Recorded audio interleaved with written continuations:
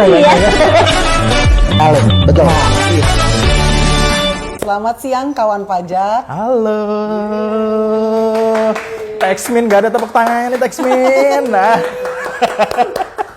Kembali kita bertemu. Sekarang mudah-mudahan kawan pajak juga sehat dan sudah siap. Meskipun dalam kondisi yang mendung-mendung dan sungguh mengundang untuk mengantuk. Tapi ambil kopinya, terus kita dengar sedikit-sedikit. Paling tidak dapat informasi untuk kawan pajak bisa menambah pengetahuannya ya setidaknya. Dan semakin familiar dengan Kortek kita yang baru ini. Nah, oke kawan pajak. Sebelumnya kita perkenalkan dulu dengan saya Sondang dan dengan saya Eri. Kali ini kita akan membawakan mengenai PR11 yang sangat masih fresh, yang isinya sebenarnya masih anget nih Mbak, masih anget Mbak.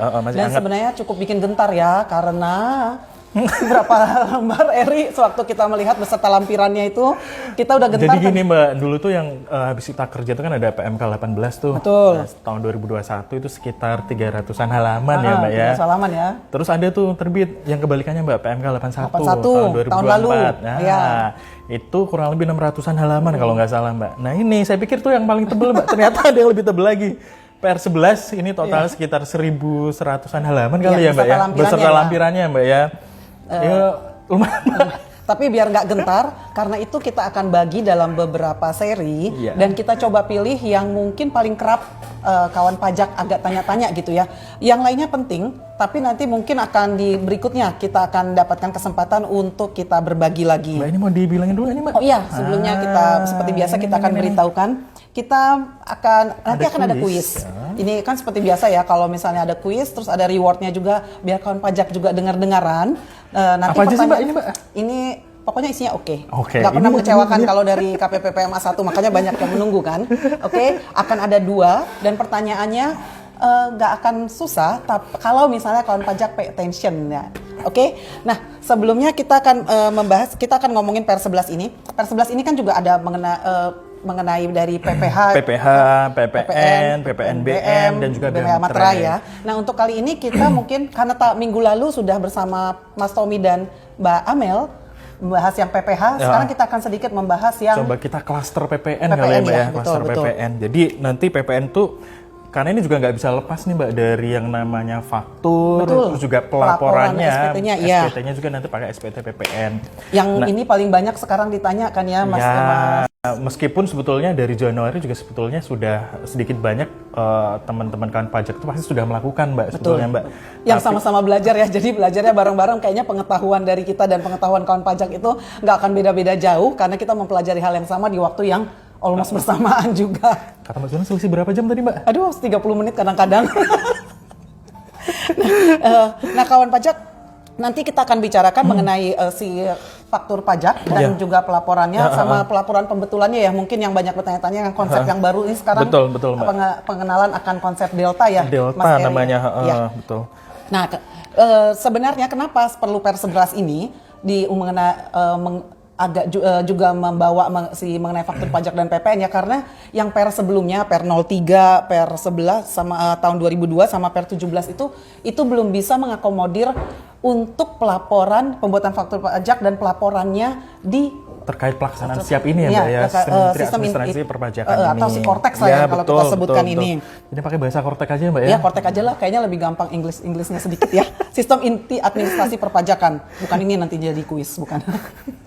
Nah, terus kita akan bilang, akan ada beberapa ketentuan mengenai, kita ngomongin faktur pajak dulu. Memang ada yang berubah, tapi umumnya itu masih sama dengan ketentuan umum faktur pajak pada umumnya, yaitu misalnya yang kalau PKP yang menyerahkan BKP atau JKP, dia wajib memungut PPN yang terutang dan wajib membuat faktur pajak. Itu kan dari dulu juga semua kita tahu ya, itu masih ketentuan umumnya. Terus juga ada yang bahwa dalam membuat faktur pajak ada keterangan-keterangan yang wajib ditampilkan. Meskipun nanti mungkin jadinya keterangan yang mana gitu aja ya Mas Eri. Dan sejak era Kortax ini ditekankan faktur pajak yang dibuat oleh PKP atas penyerahan BKP atau JKP ini wajib berbentuk dokumen elektronik. Ya tentu aja ya, namanya juga dibikinnya kan di aplikasi. Mau nanti dicetak atau enggak, mau nanti ikut go green atau enggak, terserah. Tapi yang penting harus dibuat di dokumen elektronik. Lah, meskipun nanti ada pengecualian, kalau kahar itu bisa dicetak ya. Betul, Mbak, betul, Mbak. Terus ya, tapi mudah-mudahan sih nggak ada kahar. Nggak ada. Jangan Amin. ya, Mbak ya. Ya, kita mendoakan yang baik-baik aja. Nggak ada bencana-bencana segala, Mbak ya. Mudah-mudahan ya. Amin. Terus PKP dapat melakukan pembetulan atau penggantian. Nah, itu ketentuan-ketentuan umumnya masih ada. Yang penting memenuhi persyaratan formal dan material. Iya. Betul. Jadi kalau yang sekarang kita lihat kalau yang pair dengan yang pair yang baru ini pokok-pokok perubahannya deh kita ini ya Mas. Iya, Mas kayaknya Eri, kita highlight aja Mbak ya. Benar. Itu sekitar ada sekitar lebih dari tentang faktur sendiri sekitar lebih dari 30-an pasal ya Mbak ya. Tapi kita coba simplifikasi saja. Yang paling sering terjadi, yang paling sering ditanya atau mungkin juga. Mungkin informasi-informasi yang memang ini ada yang berubah gitu ya Mbak ya. Ya, yang pertama itu terkait dengan aplikasi yang digunakan nih Mbak.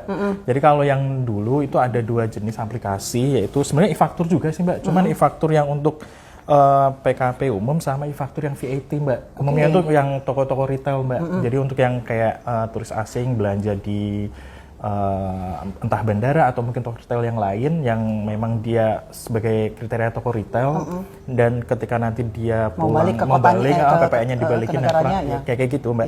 Nah, intinya sekarang aplikasi yang digunakan itu adalah aplikasi Cortex Mbak. Walaupun juga sebetulnya dalam masa transisi ini e-faktur yang legacy atau yang lama itu masih bisa digunakan. Tapi memang itu terbatas Mbak. Cuman untuk pembuatan faktur pajak atau pembuatan faktur pajak pengganti kayak gitu. Ada juga yang lain nih Mbak, mungkin yang terkait dengan siapa aja sih yang bisa bikin faktur gitu ya Mbak ya. Ya kalau yang dulu intinya kan ya PKP juga, tapi karena dulu aplikasi yang lama itu kan membutuhkan sertifikat elektronik, terus juga butuh aktivasi akun PKP. Nah kalau yang sekarang sih intinya Mbak sertifikat elektronik tetap ya Mbak melalui kode otorisasi itu yang bisa kita buat melalui Cortex dan juga intinya sih kita ketika bisa akses Cortex dan itu memang kewenangan dia Mbak atau dapat otorisasi juga itu sudah bisa membuat faktur pajak. Cuman memang faktur pajak yang diterbitkan itu juga harusnya memenuhi syarat tadi Mbak yang formal sama material kayak gitu. Terus ini juga nih yang terkait dengan ada juga Mbak yang baru juga terkait dengan kode transaksi Mbak. Nah, yang dulu itu kan 01 sampai 09 gitu ya. Nah, sekarang ada juga yang kodenya itu 10. Ada yang baru? Ada Mbak. Ada yang baru. Yang baru itu ada intinya yang baru ditanya 3 kali nih kalau ngasih tahu ya. Yang 10 itu terkait dengan penyerahan lainnya yang PPN atau PPNBM-nya itu dipungut oleh PKP yang melakukan sebelumnya itu transaksi 06. Sorry Mbak. Intinya ini transaksi yang baru 10. Jadi yang 06 itu kan gini Mbak, kalau yang dulu itu ketika si toko retail ini menerbitkan faktur, dia kan memakai aplikasi yang khusus ya. Yang e-faktur untuk yang e-faktur VAT refund for tourist ya. Jadi itu fakturnya berbeda dengan e-faktur yang diterbitkan yang aplikasi yang PKP pada umumnya kayak gitu. Nah, itu kan ada kode faktur, kode 06 yang waktu itu nggak jarang dipakai lah Mbak. Nah intinya sih untuk yang sekarang 06 itu dipakai untuk yang toko retail ini. Sehingga untuk memfasilitasi itu Anda ada kode terbaru yang ganti. Kode yang 10 itu. Ada juga terkait gini, kan pajak yang baru juga terkait dengan nomor faktur ya. Nomor faktur itu kan dulu ya Mbak Sondang, nomor faktur itu awalnya kan itu dulu ada sekitar 16 digit ya Mbak Sondang ya. 16 digit itu kalau kita perhatikan 2 digit pertama itu adalah kode fakturnya sendiri Mbak, kode transaksinya. Terus yang kedua itu ada kode status. Kode status ini kalau dulu kan 0 faktur normal. Nah sekarang mengganti. Cuman kalau sekarang itu yang dulu 1 digit ini sekarang jadi 2 digit Mbak Sondang. Jadi artinya mungkin maksimal bisa sampai 99 kali penggantian Mbak Sondang. Tapi ada nggak sih Mbak yang penggantian lebih dari 99? Mungkin ada ya, tapi nggak pernah saya ketemu. Nah, yang mengenai faktur pajak nomornya sekarang ya, kalau nomornya itu sendiri dulu kan kesannya di apa itu Mbak? Di pesan ya. Kayak diminta ya. Dulu nomor juga sama. Kalau nomor dulunya itu kita kita itu minta nomor lah ya, di Innova atau di KPP. Kalau seandainya Innova itu bermasalah kita minta minta lewat Innova kayak itu Mbak. Kalau sekarang itu ya sudah kita ketika itu sudah mendapat persetujuan di JP ya sudah nomor faktur akan diberikan otomatis. Right here, right now. Betul. Jadi intinya pengaturan itu yang itu dimasukkan dalam PER 11 ini gitu Mbak.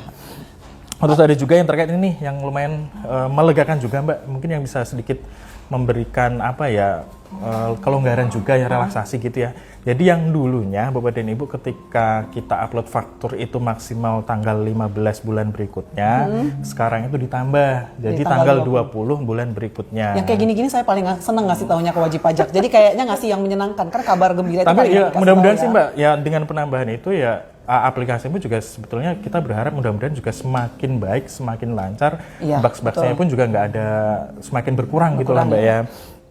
Kayaknya yang merepet paling nggak makin berkurang dari mulai bulan Februari sampai ke sekarang ya, agak lebih tenang. Oh terus yang ini juga apa satu itu, lagi Mbak? Yang faktur pajak pengganti yang mengenai pasca nota retur atau pembatalan faktur pajak pengganti yang dibuat memperhitungkan. Kalau sekarang ini kan dia memperhitungkan nota retur ya, jadi istilahnya jadi net ya Mas Eria. Kalau dulu kan dia nggak begitu tuh. Kalau sekarang ini kan jadi kayaknya istilahnya jadinya si nota returnya itu untuk faktur pajak penggantinya itu dibuatnya itu sudah bersih istilahnya ya. Nah itu bisa di Mas Eri kayak bikin contoh nggak biar lebih gampang? Bisa sih Mbak. Jadi gini, kan pajak nanti mohon perhatikan juga. Jadi gini Mbak, sedangkan sekarang itu kan bisa dibilang kayak transisi gitu ya Mbak Sonda. Yeah. Artinya aplikasi yang lama masih dipakai, yang Cortex pun juga masih dipakai untuk pembuatan faktur pajak gitu ya Mbak ya. Nah, ada beberapa kondisi gini Mbak, kalau seandainya faktur kawan pajak itu membuat faktur yang kemarin sampai dengan 31 Desember 2024 ya, tapi dan ternyata sekarang ada retur barang nih Mbak. Itu kan umum Mbak ya, maksudnya ada barang yang cacat lah menurutnya kayak atau gitu, akhirnya diretur gitu kan. Terbitlah dokumen retur kayak gitu Mbak. Kemudian sekarang nih pengen ternyata ada yang salah nih fakturnya. Fakturnya pengen saya bikin pengganti Mbak. Pengganti itu kan juga macam-macam ya, apa mengganti apa mungkin kalau yang misalkan jual tas gitu Mbak, tas yang listnya biru, salah, harusnya mesti yang merah, kayak itu kan bisa juga diganti. Nah di Cortex ini ketika nanti apa Mbak ada faktur pengganti seperti itu, faktur pengganti itu nanti apa ya Mbak Sondang ya, ketika membuat faktur, jadi misalkan tadi yang faktur normalnya misalkan DPP-nya 10 juta, itu sudah diretur misalkan 1 juta kayak gitu. Nah, bikin faktur pengganti. Nah, penggantinya itu nanti yang sudah netnya tadi Mbak, yang dari 10 juta kurangi 1 juta. Jadi kayak gitu. Dianggap bersih lah ya, bahwa itu sudah di luar dari yang dikembalikan istilahnya. Betul Mbak Sondang. Tapi itu nanti gini Mbak Sondang, kita lihat dulu kalau seandainya kawan pajak itu bikin faktur PK-nya itu lewat aplikasi yang lama Mbak, yang lama, maka nanti mungkin ada beberapa kemungkinan juga, karena bisa jadi kawan pajak itu nanti bikin faktur penggantinya itu lewat aplikasi yang lama, atau bisa juga nanti bikin faktur penggantinya lewat Cortex. Oh iya. Nah, nanti kalau masih pakai faktur pengganti itu masih pakai aplikasi yang lama, maka kondisi yang tadi nggak seperti itu. Iya, meskipun nota returnya tetap dibuat di Cortex ya. Betul seperti itu Mbak Sondang. Oke. Nah, ini sekedar tips juga karena ada pertanyaan pembulatan jumlah DPP, jumlah PPN dari PNBM juga, itu pembulatannya kalau misalnya lebih kecil dari 0,50 itu dibulatkan ke bawah. Jadi 0,5 ke atas, 0,5 ke atas gitu ya Mbak ya? Sama dengan 0,5 dan lebih besar dari 0,5 maka ke atas gitu. Tapi lebih kecil dari 0,50 itu pembulatan ke bawah. Itu biar, karena kecil-kecil hal seperti itu jadinya ternyata pas lagi pelaporannya, ini kok nggak matching, nggak bisa begitu ya. Iya sih Mbak, itu dengar juga yang gara-gara Rp1 katanya. Iya Mbak, itu kayaknya pas awal Cortex juga kayaknya bermasalah juga Mbak itu Mbak, yang akhirnya kayaknya dimasukin ke apa ya, kayak landasan hukum, jadi di sini gitu ya. Jadi biar satu suara, satu nada, satu suara. Oke, nah untuk yang pembetulan ya Mas Eri. Nah ini untuk membuat faktur pajak, kan ini kan manusiawi dong kalau ada kesalahan ya dalam membuat faktur pajak. Nah itu kalau untuk pembetulan bisa Mas Eri bisa tolong ceritakan maksudnya hal-hal yang perlu dilihat, perlu dimitigasi oleh kawan pajak dalam membuat faktur pajak pembetulan, dan dalam kondisi apa sih bikin faktur pajak pembetulan ini? Gini sih Mbak Sondang, ya maksudnya kalau yang namanya kesalahan kan mungkin yang manusiawi juga lah Mbak ya. Mungkin pas lagi banyak mata siwer kan mungkin juga ya Mbak, ketika input ada yang salah. Dan namanya kesalahan kan harus diperbaiki tuh. Betul Mbak. Intinya sih Mbak, nanti kan pajak tolong perhatikan juga bahwa terkait kesalahan identitas ya Mbak Sondang ya, itu itu tidak bisa dilakukan penggantian. Jadi intinya jadi identitas contoh, itu apa aja? Contoh gini nih Mbak Sondang. Kesalahan nama. Kan gini Mbak Sondang, ya? ketika kita nginput di Cortex itu kan kita nginputin NPWP itu ya, atau kalau seandainya yang beli itu orang pribadi ya nicknya kayak gitu ya. Nah kan kita tinggal nginputin tuh NPWP-nya, nanti muncul namanya siapa gitu ya. Nah itu nanti agak hati-hati teman-teman, pastikan ketika input itu udah betul gitu ya. Karena kalau identitas itu ketika kita inputkan dan faktur sudah approve, ternyata kita pengen mengganti, misalkan saya harusnya jualnya ke siapa Mbak Amel, harusnya ke Mbak Sondang, tapi sudah terlanjur tuh Mbak terapprove. Kalau seperti itu ya mau nggak mau saya harus bikin pembatalan faktur. Jadi itu bukan termasuk pembetulan. Ya, nah, pembetulan tadi misalnya mungkin jumlah kayak ya. Betul, jumlah bisa atau terkait dengan harga, produk kayak gitu Mbak. Betul. Nah kayak gini kan ada beberapa juga sih Mbak yang coba saya mungkin saya bacakan ya Mbak sebenarnya. Jadi gini, sebetulnya kalau untuk penggantian ini hal yang umum dan mungkin ini sudah sering dilakukan pajak juga Mbak. Nah paling gini yang nyambung juga dengan yang tadi Mbak, yang faktur pengganti yang tadi. Kalau seandainya nih Mbak mungkin ketahuan gitu ya, ketahuan dalam jangka tanggal 20 bulan berikut, itu masih enak Mbak. Artinya ketika kita batalkan, kita masih bisa bikin faktur untuk yang bulan-bulan sebelumnya berarti ya. Itu masih bisa. Tetapi gini, kalau seandainya itu udah kelewat Mbak, kan akhirnya kan ada konsekuensi juga yang mungkin harus dipertimbangkan ya. Bisa jadi kan seharusnya nih Mbak, penyerahannya seharusnya tanggal taruhlah sekarang tanggal 18 Juni misalkan. Itu kan seharusnya diupload nanti di tanggal maksimal tanggal 20 Juli. Tapi ternyata baru ketahuan nih setelah tanggal 20 Juli. Nah itu kan nggak bisa dibikin pengganti tuh, harus dibatalkan yang ini. Nah kalau seperti itu nanti, padahal penyerahannya udah tanggal 18 Juni nih Mbak, bisa jadi kan dianggapnya tidak, itu tuh udah di taxmin tuh Mbak, kuis pertama Mbak. Oh iya, kuis pertama. Tunggu dulu, sebentar aja Mbak yang ini. Nah konsekuensi itu ya artinya kalau seandainya seperti itu ya kita harus hati-hati, karena ada konsekuensi dianggap tidak atau terlambat menerbitkan faktur kayak gitu Mbak. Konsekuensinya apa? Bisa jadi nanti diterbitkan STP 1% dari DPP kayak gitu Mbak. Itu kan sayang banget ya. Tapi mudah-mudahan sih nggak ada kejadian seperti itu. Jadi langsung kuis Mbak? Ya kuis pertama tadi, ini niat lo ngasihnya ke kawan pajak, jadi soalnya juga silakan Mas Eri. Gini, kayaknya sering disinggung ya kawan pajak. Jadi gini, kuisnya nanti adalah kawan pajak silahkan tuliskan jawabannya dalam jangka waktu 15 detik. Nanti taxmin akan menghitung jawaban yang paling akhir dan betul, nanti akan dipilih taxmin sebagai pemenang ya. Pertanyaannya adalah kapan batas waktu upload faktur pajak yang terbaru ini? Silahkan tuliskan ke pajak di komen ya. Kasih 15 detik. Tanggal berapa Mbak? Aham. Tanggal berapa? Pokoknya tanggal yang menyenangkan, lebih menyenangkan dari tanggal sebelumnya. Silahkan kawan pajak. Dan ini juga sih Mbak Sondang yang terkait faktur ini kan sebetulnya nanti ini ya, nanti kan ujung-ujungnya juga nanti akan dilaporkan di SPT Masa BPN ya. Artinya nanti ya sebelum kita posting SPT PPN kayak gitu, kita sebaiknya juga perhatikan lagi, kita cek-cek dulu lah entah itu kombannya benar atau enggak kayak gitu ya. Kalau seandainya memang ada yang kurang pas, tolong laporan KPP terdaftar, nanti kami akan membuatkan laporan untuk diteruskan ke kantor pusat ya Mbak Sondang ya. Karena kalau kita memang nggak bisa di sini mengendalikan kalau dari sisi ininya ya, siapa tahu pas lagi ada bug atau ini.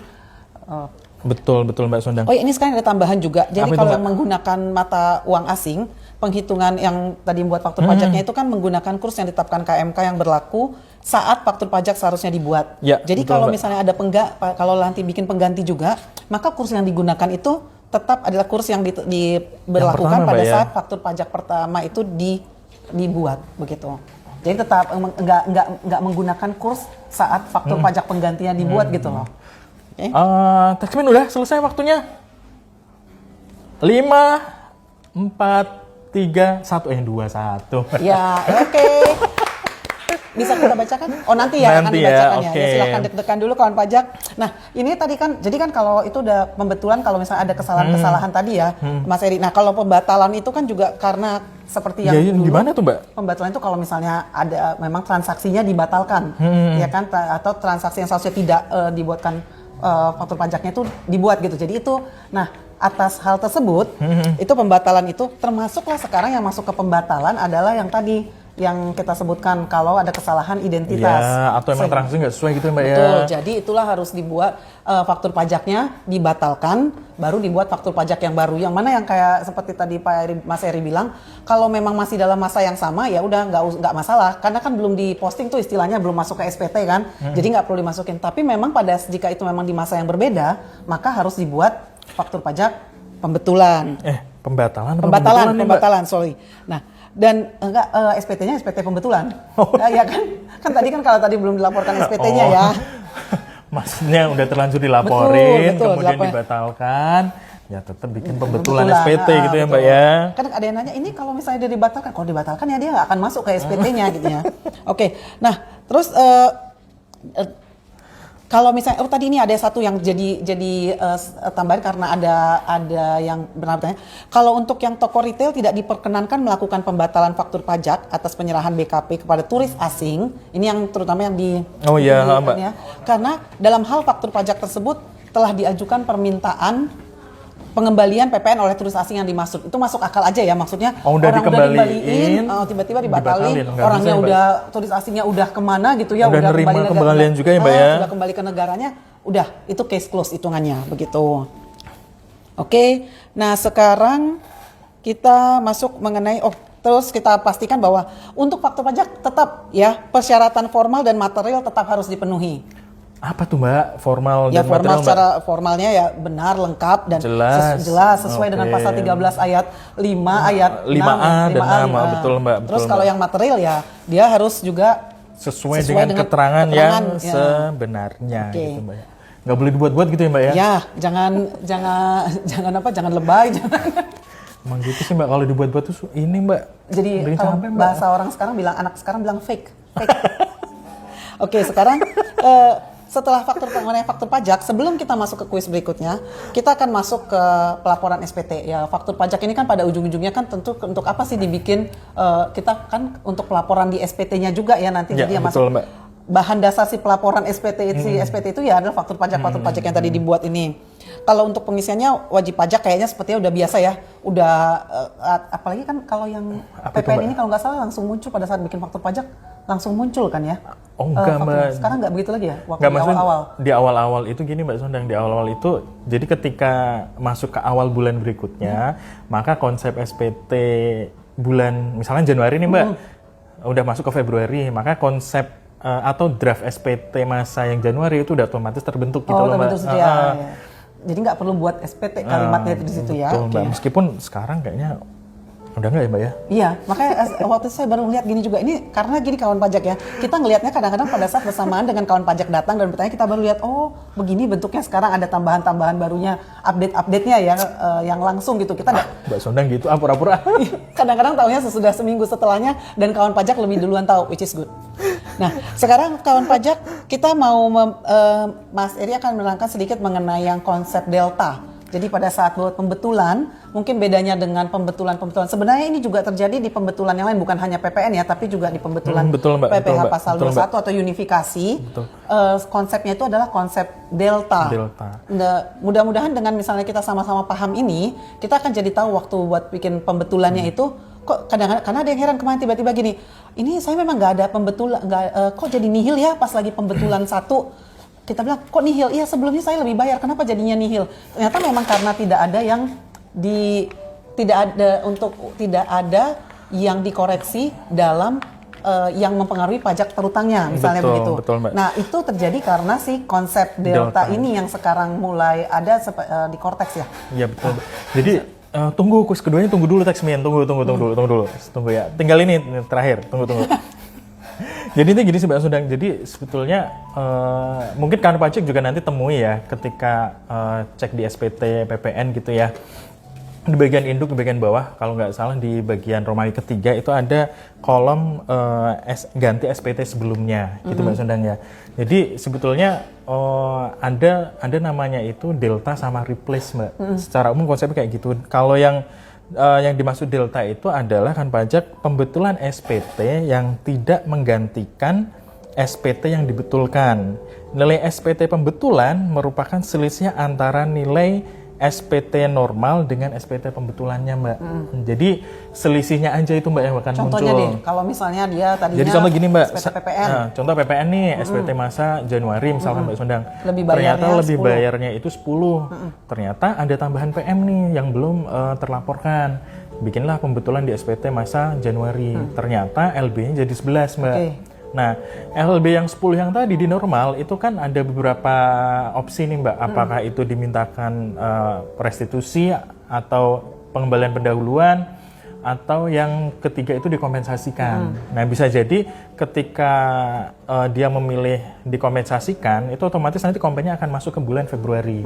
Jadi dengan adanya pembetulan yang tadi, yang seharusnya itu yang LB yang sisa yang tadi itu Mbak, yang selisih satu itu yang nanti muncul di situ, yang di situ. Jadi yang LB bukan pembetulan 11 ya. betul. Kalau dulu kan, kalau sebelumnya ini kan kalau misalnya dia normalnya 10, terus sudah dihitung ternyata menjadi sudah tadi PM-nya yang lain itu masuk menjadi 11, biasanya kan pembetulan satunya menjadi kurang lebih bayarnya jadi 11. Nah, ya kan? tergantung sih Mbak, kalau yang dulu, jadi gini kan pajak, kalau yang dulu kan pajak bisa bandingkan juga gitu ya. Di SPT itu kan kalau kan pajak perhatikan di bagian 2E Mbak Sondang, itu nggak dikunci Mbak Sondang. Oh, jadi bisa jadi ya bisa, dimasukin jadi ya? bisa apakah dinolkan atau mengikut SPT pembetulan yang Pembetulan sebelumnya, sebelumnya. ya. Sehingga nilai di 2F itu pembetulan bisa jadi deltanya atau bisa jadi keseluruhannya. Keseluruhannya ya.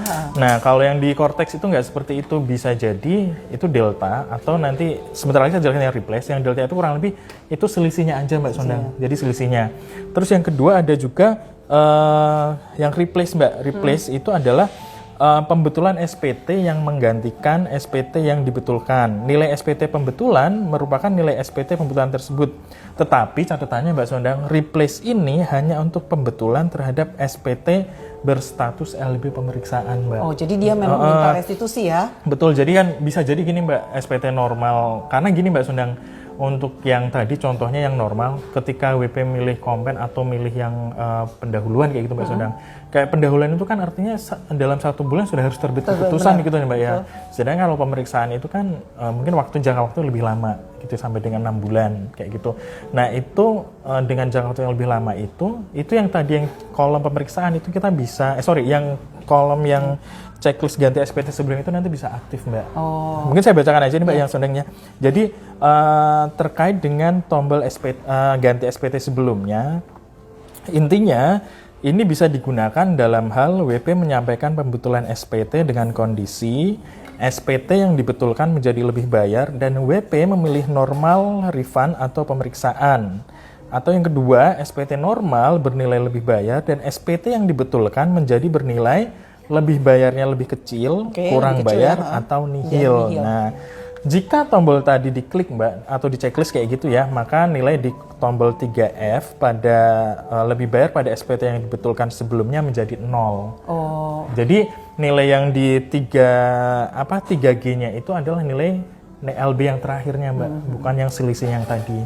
Jadi yang delta tadi merupakan selisihnya, yang replace ini berarti yang keseluruhannya kayak gitu Mbak. Cuman memang untuk yang replace atau ganti SPT sebelumnya ini dia hanya terkait dengan SPT yang berstatus LB pemeriksaan saja Mbak kayak jadi gitu, kalau Mbak. Tadi dia bikin kompensasi, dia tetap akan jadi si delta ini ya, betul istilahnya Mbak, ya. betul. Makanya nanti mohon juga kalau seandainya ternyata ada yang tadi Mbak kayak kompensasi yang Mbak, yang datanya itu nggak sesuai atau selanjutnya, atau nggak memang nggak sesuai lah Mbak kayak gitu ya.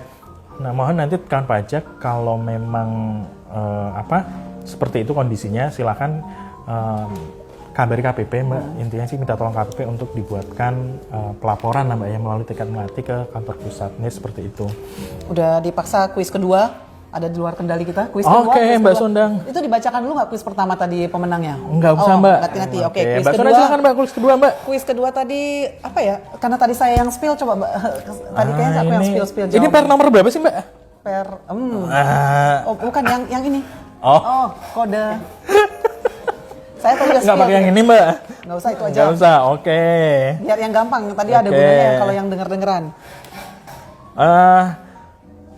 Kan sebelumnya itu Mbak, kode transaksi di faktur itu kan antara 01 sampai 09 ya Mbak ya. Nah yang baru ini kode transaksinya itu berapa kan pajak? Segera tulis, waktunya sama 15 detik juga, dimulai dari sekarang. Yang terakhir itu nanti dan jawabannya juga Ya. betul nanti akan dipilih oleh Taxmin. Oke. Hadiahnya apa Mbak Sondang? Pokoknya menarik. Jadi bilang nggak akan rugi Menarik. mengikuti Apa, Mbak? begitu. Menarik. Bukan tangan ya. Pokoknya kalau dapat dari KPPPMA 1 pengen lagi biasanya. Nah ini sekalian menunggu, kita juga akan bilang yang mengenai delta, konsep delta ini juga mungkin ada beberapa kawan pajak yang waktu itu agak bingung dan deg-degan karena misalnya begini, tadi pembetulannya ya, kalau misalnya tadi jadinya LB-nya lebih kecil, jadi kan ada kalimat dia jadi harus jadi seperti kurang bayar, harus submit and pay gitu ya. Iya, Mbak. Nah mungkin itu yang agak bikin deg-degan, kaget gitu pada saat pertama. Dan kalau kita mau beritahukan ada keuntungannya kah untuk yang SPT Delta ini ya ada aja karena juga lebih Apa itu, Mbak? seperti kalau misalnya gini, misalnya ada pembetulan di Januari. Kalau dulu itu kan kalau misalnya dia ada kompensasi atau apa di sampai bulan seterusnya yang dimana masih terpengaruh oleh si masa Januari ini itu juga harus dibetulkan kan, makanya dulu kayaknya kita ngeliat orang pembetulan sampai banyak gitu dan benar-benar semuanya harus dicetak, jadi seperti kayak apa ya kalau dipikir ya banyak banget datanya gitu ya, mungkin jadi memberatkan secara sistem. Sedangkan dengan yang keberadaannya Delta ini pada saat dia dibetulkan yang di Januari biasanya itu terlokalisir di situ aja gitu kan, dia nggak jadi bulan-bulan berikutnya itu juga ya udah aman. Betul, sepertinya begitu. Ya itu kawan pajak yang mungkin masih juga kita sama-sama belajar dan membiasakan ya, pembiasaannya kan sambil semakin juga mendapatkan ngulik-ngulik si aplikasinya. Mudah-mudahan juga semakin lancar, kawan pajak juga dalam pelaporan dan pemenuhan kewajiban perpajakannya juga dengan adanya Cortex ini semakin dibantu, semakin terbantu. Dan kita akan bacakan pemenangnya. Mbak Sondang. Oke, jawaban kuis pertama adalah tanggal 20 bulan berikutnya kan pajak ya. Dan pemenangnya adalah @Giovanna Margaret. Oke, selamat kan pajak. Panjang ya namanya Terus panggilannya. Panggilannya siapa ya Mbak? Pokoknya nggak mungkin second account ini, good. Panggilannya siapa Mbak? Gio? Fana. Marga. Enggak lah Mbak. Yang kedua jawabannya adalah kode transaksi berapa Sondang? 10. 10. Ini 5 kali saya bilang. Oke, dan pemenangnya adalah @catur.pratomo.3 ya. Selamat kepada para pemenang. Account ini kayaknya yang ketiga, akun ketiga. Ini, Mbak. Oke, kawan pajak. Sekian, sebelumnya kita akan sampaikan beberapa pesan yaitu KPPPMA 1 mendukung reformasi perpajakan dengan terus meningkatkan integritas. Dukung kami dalam melayani wajib pajak dan jangan beri ruang bagi penyimpangan. Apabila terdapat indikasi pelanggaran disiplin dan etik pegawai DJP, mohon untuk dilaporkan melalui saluran pengaduan resmi DJP. Mari bahu-membahu dalam menyambut penerapan sistem inti administrasi perpajakan yang baik. Terima kasih kawan pajak. Oke. Dan untuk minggu depan itu akan dipandu oleh Pak Puja dan Pak temannya dan Aldi temannya atau Dila. Itu satu orang ya Mbak. Puja Aldila dan Mas Hilmi dan Pak Cibob ya, Pak Andi Ilham. Itu silahkan nanti ditanya. Kalau misalnya juga ada yang mau dikasih Apa itu, Mbak? kasih usulan yang tentang ini dong, coba agak dimention, mungkin bisa disampaikan ke Taxmin ya. Taxmin, jadi biar itu jadi bagi masukan juga untuk yang minggu depan. Minggu depan kita akan coba lagi masuk benar-benar semakin kita kulik si per 11 yang banyak ini. Dan untuk kekurangan kami minta maaf. Mudah-mudahan kedepannya semakin bisa diperbaiki dan kawan pajak semangat. Semangatnya kurang Mbak. Semangat gitu Mbak. Selamat siang kawan pajak.